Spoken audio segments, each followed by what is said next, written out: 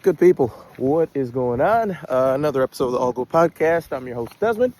In a very chilly day here in Michigan. It's about 31 degrees, something like that. Quite chilly. Very excited, though. I got some new JBL, is it called Pop or something like that? But anyway, they stay in my ears a lot better than the last JBLs I had. The audio is really good. So I'm excited about that. Was not thrilled on the live that I did through StreamYard on Saturday, maybe that was.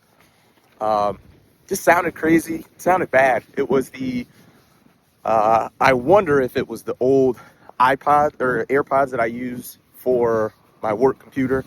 It's like one of the first generations, but it works well for work, but not great for videos. So excited about that. A lot to talk about. So the first thing I want to talk about is the Detroit Lions. They beat the Commanders 44-22.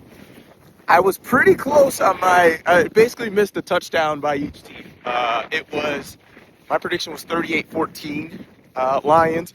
So 44-22. So there's been a lot of talk about Dan Campbell calling the plays on Sunday. There was some early speculation that, I don't think he is. Maybe he is. He's not, so on and so forth. He confirmed it after the game. He did call the plays. I thought the offense had a really good flow. We stuck to the run game, and it felt like the Lions. It felt like how we,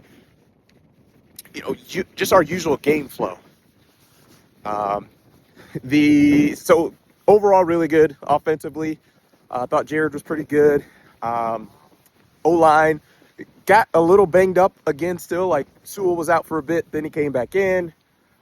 Decker kind of was banged up as well, which those guys are both just kind of banged up. So it was good that I think both of them came back in the game, if I'm not mistaken.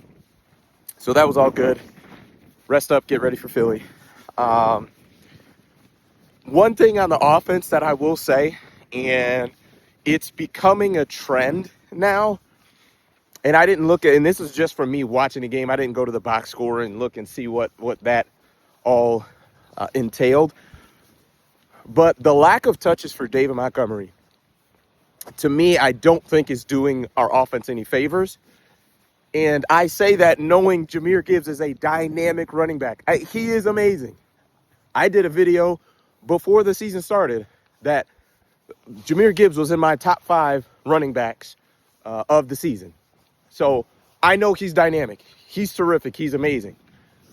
David Montgomery gives us a physicality that Jahmyr Gibbs doesn't give us. And once again, it's not that he's bad. That's not it. Jahmyr Gibbs is amazing. But what I think David Montgomery does is he does a great job of wearing down the offense early in games. And that's where I think Jahmyr Gibbs is even better late, is because that defense is 1 or 2 steps slower than they would be in that first quarter. And with Gibbs, we all know if he gets a crease, he's gone. So that'll be something to keep an eye on. And then also, too, Jahmyr Gibbs has been extremely durable as well. But with a guy who's on the slighter side of running backs, he's not small by any stretch, but he's also not Derrick Henry. He's not a 230-pound running back. We're giving him a lot of touches for a guy who's not huge. Not a big deal by any stretch of the imagination. I'm just saying I think that's something to keep an eye on in the future. Defensively, we got stops when we needed to. We gave up 22 points. For most games, with our offense, that'll win you a whole bunch of games, probably 90% of our games. But I didn't feel great that it was a Marcus Mariota-led offense that scored 22 points on us. Now, I know they got a score really late, but even then, I mean, we had a point. It was, they had 16. It was 16-32 if I'm doing my math right. I just remember that they scored, I think, and got the 2-point conversion to make it 16. And it was a 2-possession game. We were only up by 16 points, which just for a team we were dominating that game from start to finish, and we're only up 2 possessions. I get it, not a huge deal. It didn't matter in the grand scheme, but it just defensively would love to see just more. I mean, it's Marcus Mariota. Now, I know he's not the one pass blocking. I saw a couple reps of Tunsil on Hutch one-on-one, and Tunsil held his own. He looked really good in those stretches that I saw. But would love to see more pressure on the quarterback. I know I say it every week, but it's important. But that was about it. I thought the defense played. It was fine. Defense was fine. 22 is a bit much for a Marcus Mariota-led team. That's all I will say. But good win. Get in there, take care of business, get out, get home. Watch the Eagles, which they played last night. So we get 1 day of rest more than the Eagles. I think that game's on the road, so we have to go to Philly. But yeah, I mean, I think this game will be pretty big on the kind of litmus test of where the Lions truly are. I'm still someone that actually, as of last night, we are now number 1 in the division. I've been pretty consistent until further notice. Like I'm expecting the Lions to win the division. Would love to compete for the 1 seed. I think this game will be huge in that regard. Tampa just lost another game, which I think they had a shot at the 1 seed just because of their division. I just don't think their division's very good, and they can beat up on those teams. And I think Philly may have a shot with that as well with the 1 seed because of kind of same thing. I think although Dallas is playing better than I thought they would, they're still not a very good team. Washington, now with the Jaden Daniels injury, the Giants just fired Daboll. So it's just a lot going on in that division. So I thought those were the teams that would have a shot at that 1 seed. So we'll see what happens. But this will be a huge game for the Lions. We'll probably do a video a little bit later this week talking about that game specifically. But yeah, that's it for those Lions. Also want to talk about my Alabama Crimson Tide. Played LSU. Weird game. The thing that I was afraid of, I think actually happened. I think LSU punched up with the kind of back against the wall. Our coach just got fired. No one believes in us kind of boost that teams sometimes get. In which, by the way, I think Penn State did the same thing. Franklin was fired, so on and so forth. The same type of deal there. And yeah, it was, I mean, you hold a team to 9 points, you're going to feel really good about that. Would have loved to score more than 20 points. And the thing that I mentioned before that game was to be able to run the ball, and Alabama just cannot do it. It seems to be everything. It seems to be the O-line. It seems to be the running backs. Like, they can't see the holes. The O-line's not consistently opening up enough holes. It's a combo meal of poor run game performance. Ty Simpson has been better than I even could have imagined. He's an NFL quarterback. He may not be a guy that's a Josh Allen athleticism-wise, but throwing the football, his poise, eyes down the field, toughness, he gets hit, but is still dialed in. Like that guy, he can do some things. Now, like I said, we'll see. He's not the tallest and all that, but as far as playing the quarterback position, he does it at a really, really high level, especially in college football. Also, I had mentioned before the season, I didn't believe in this whole Nussmeier, Drew Aller, Arch Manning trio that teams were going to be tanking for them. Just didn't see it. Drew Aller was probably number 1 on my list of no. Unfortunately, he got hurt, and that stinks. But But yeah, so Alabama gets Oklahoma on Saturday. And the difficult part is, so LSU is coming off a bye. They played Alabama. Oklahoma is coming off a bye. Alabama plays them. And I think there's one more game before Alabama plays Auburn. And I don't think Auburn has a bye, but I think they play like the Citadel the week before. So some tough, little kind of quirky schedule things. Many people may not say much about it, but I think that matters, to be rested, a week off before you play any team, really. It's a big deal. So that'll be interesting to see how they do against Oklahoma. I'm still expecting them to win. We're now getting into the kind of final stretch of the college football playoff. Only a few games left, so we'll see how things go there.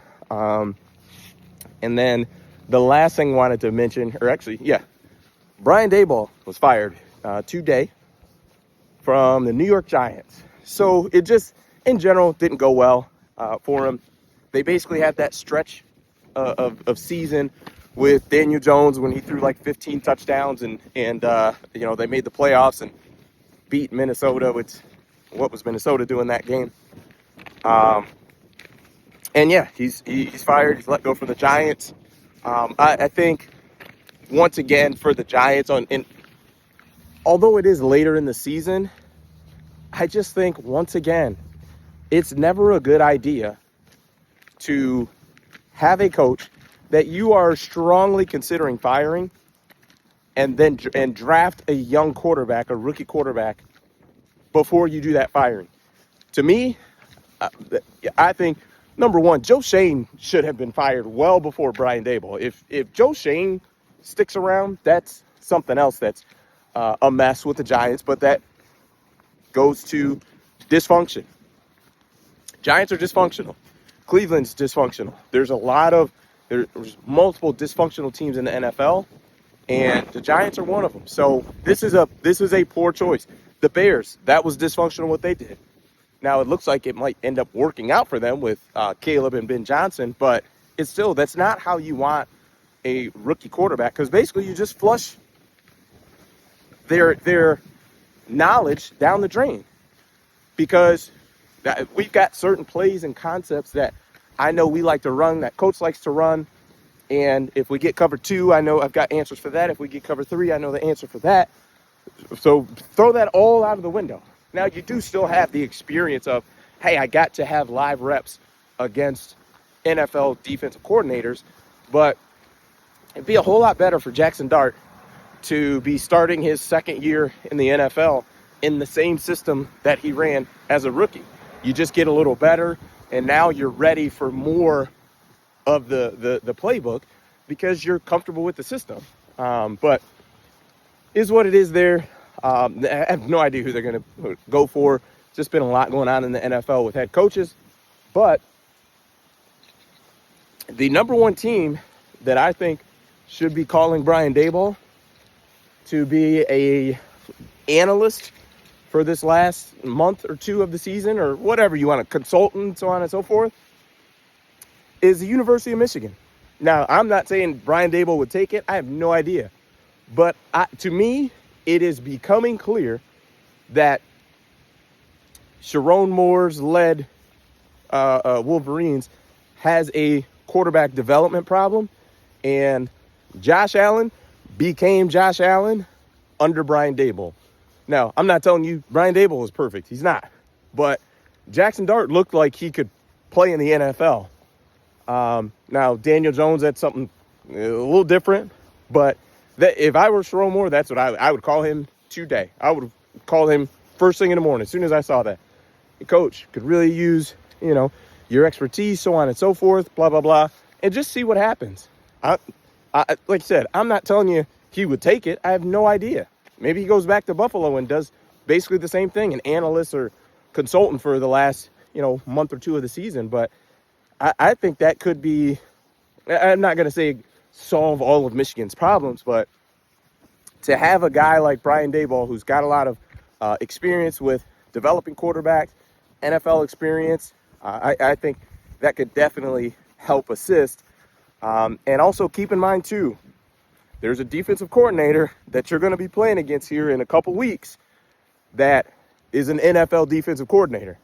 His name is Matt Patricia, and he coaches for the Ohio State Buckeyes. So it may not be an awful decision to have a guy who's used to like NFL coordinating and going against NFL defenses to come in and assist when it comes to the, that game and just these last couple games too. So who knows what'll happen.